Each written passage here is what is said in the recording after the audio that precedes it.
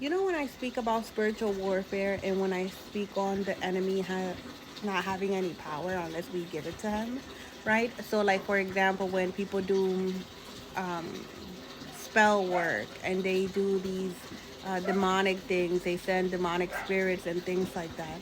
Unless we engage in it, let's do the example of like just simple somebody wants to get a reaction out of you. Unless you engage with them and you give them that reaction, they can't win, right? So the same thing with the devil, right? The devil will come in different forms. Hashatan, Satan, El Diablo, El Wasasasap, him, yeah, him.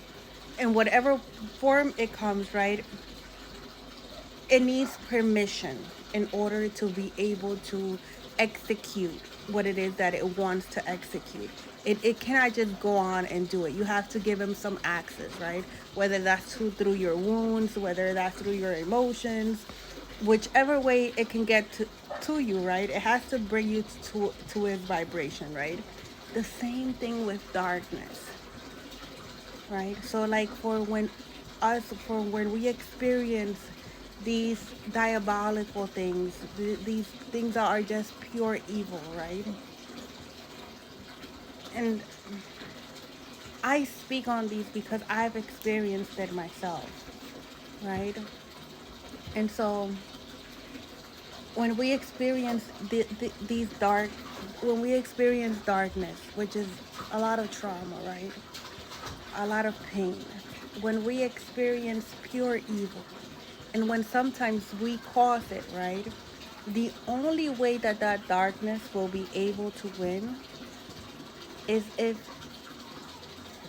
we allow it to make us forget who we are, the power that we hold when it comes to darkness. Darkness is supposed to teach us. We need it in order to become beings of light. And when I refer to beings of light, I don't mean we're going to turn into physical light. No, I mean we are going to carry the torch, the light from within us.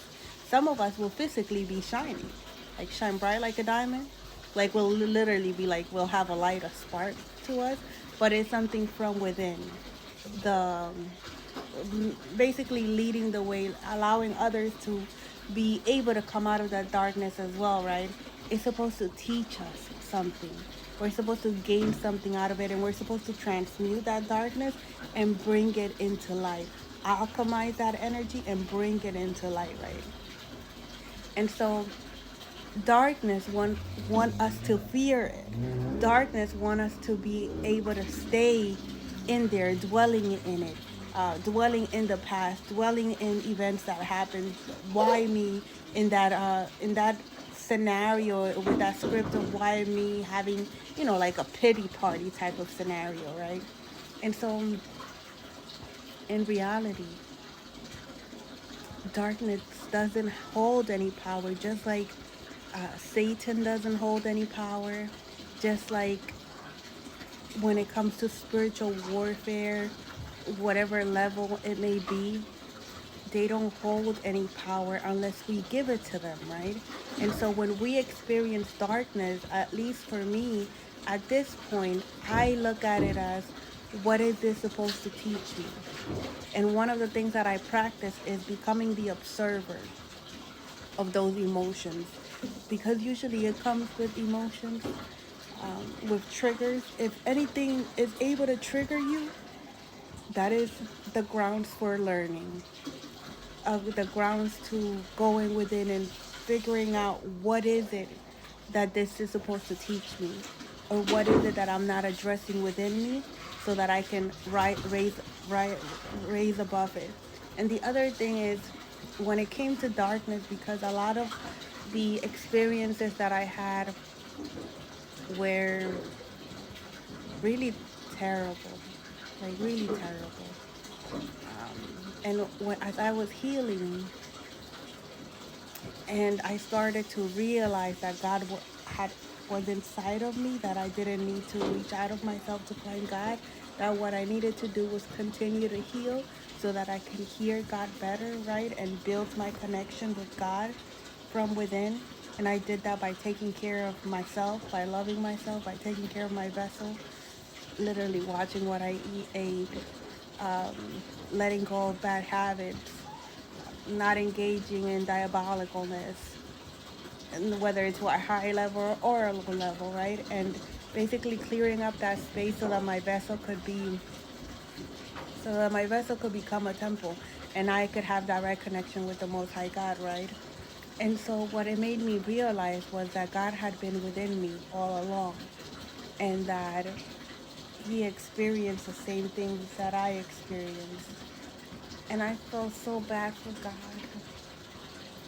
I was like, I'm so sorry you had to go through that. And it made me realize that I had to offer that to myself as well, right? That same, I'm able to look at other people's experiences and, feel for them. But I had an issue with feeling for myself, right? And a lot of us who have gone through very dark things, we develop this facade where we don't acknowledge what had been done to us, right? And it's not to be in a pity party, it's for us to acknowledge those feelings and those emotions.